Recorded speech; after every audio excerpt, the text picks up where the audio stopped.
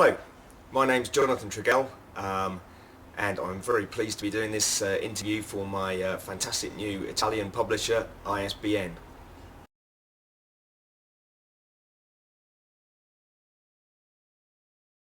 Well, I suppose I've always written, really. I mean, even from a very young age, you know, when I could write, I always wrote stories. It was always my favourite part of school. Um, Even at primary school, at the very youngest age, I won a local competition for a story I wrote, which was about pirates, which are very popular again now. I see pirate stories, so perhaps I should have stuck to it. But yeah, I've always kind of written. Then when I went to university, I studied English, and I used to write quite a lot then. I wrote quite a lot of poetry, actually, which I don't write at all now. Some of it was very, very bad poetry as well. Some of it was all right, quite good, but some of it was really bad poetry, which thankfully I've still got a lot of, so I can look back on it, and it reminds me not to write poetry anymore.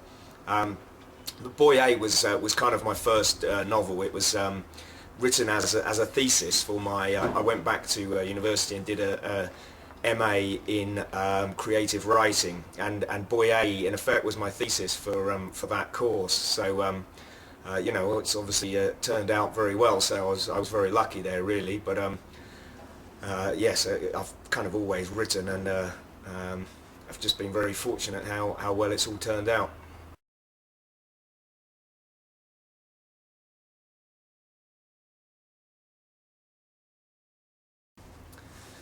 The idea for Boy A first came to me. It was kind of a late night after the pub conversation with some friends.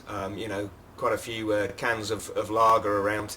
And one of the friends who was there was actually someone who'd spent a little bit of time in prison himself, not for anything on the same scale as the character in Boy A commits, but he'd spent a bit of time in prison in the UK.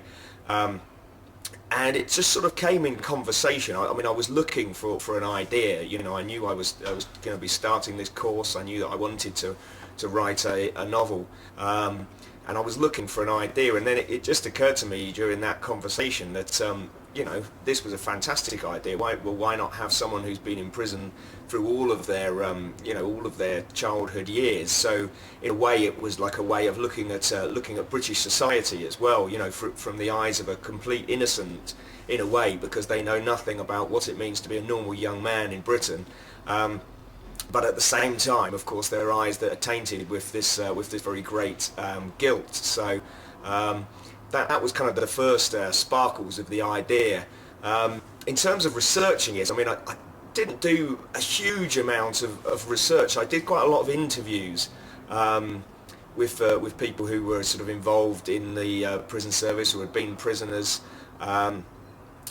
Obviously, because there's so much secrecy surrounding how people, what happens to them when they're released for very serious crimes like this that have had the public attention, nobody really knows what actually happens to them.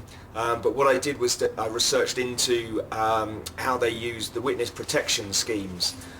So you know, if somebody's a witness in an important case, an organised crime case, or something where they think they'll be in physical danger, they have systems in place for you know, how they hide those people away. So I kind of researched into that to get an idea of what I thought they probably would do for someone in that situation.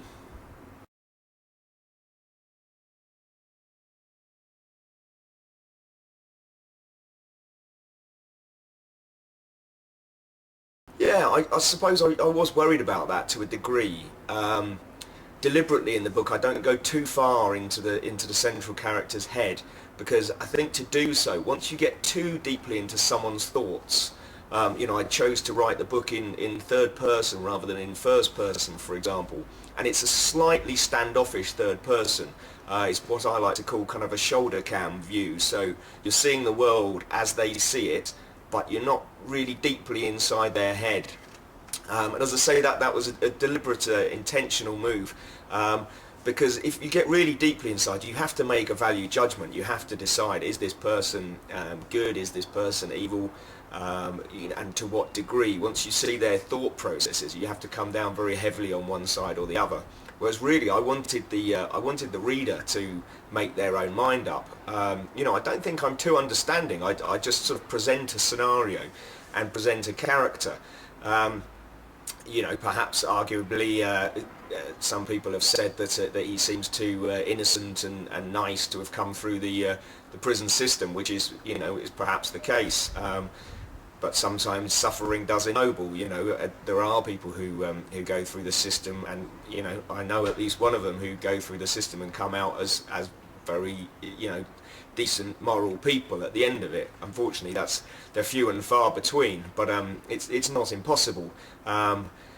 But I just wanted to present the picture and let the reader make their own judgment about it. At certain points in the book, if the reader's perhaps I suspect they might be being too sympathetic with the character, I actually throw in some little reminders.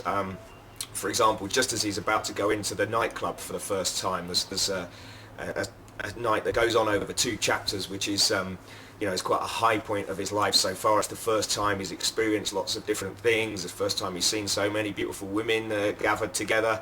And it's a very exciting moment for him. And just as he's about to enter the nightclub, I throw in a little line, which in English is, he doesn't wonder if he doesn't deserve it, or something along those lines, which is just to remind the reader that, you know, this guy has done something terrible, and you know, we've got to remember that, but that doesn't mean he's not entitled to a second chance.